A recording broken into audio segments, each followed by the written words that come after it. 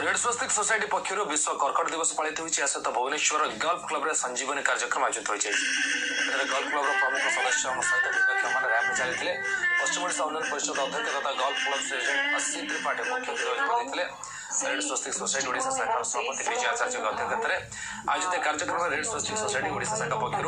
5 जन कर्कट पीड़ित आर्थिक सहायता प्रदान कर विश्व भिन्नक्षम दिवस अवसर में 3 सर्वोत्त भिन्नक्षम मानक 100 जन को कृत्रिम अंग प्रदान कर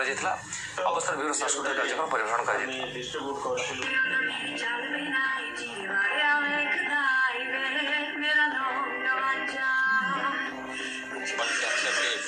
को बनाऊँच तो वर्ल्ड कैंसर डे पे आम कैंसर पीड़ित मानक किटा को फेलिसिटेट करूँ आ कि सहायता राशि भी दऊ कि जन को आम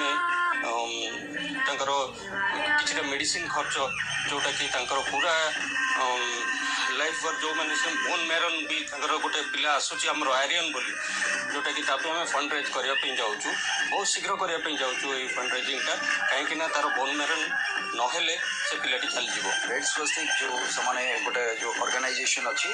समाने संजीवनी कहीकि गोटे प्रोग्राम समाने आयोजन करिसंती जोतरे भिन्नक्षम मानन को नेकी समाने गोटे फैशन शो करूछंती तेणुकरी नाटा भी एते सुंदर देखंतु जे संजीवनी ना दिया तो जो मान को आम भिन्नक्षम कहूँ सो भिन्न क्षमतार जो मैंने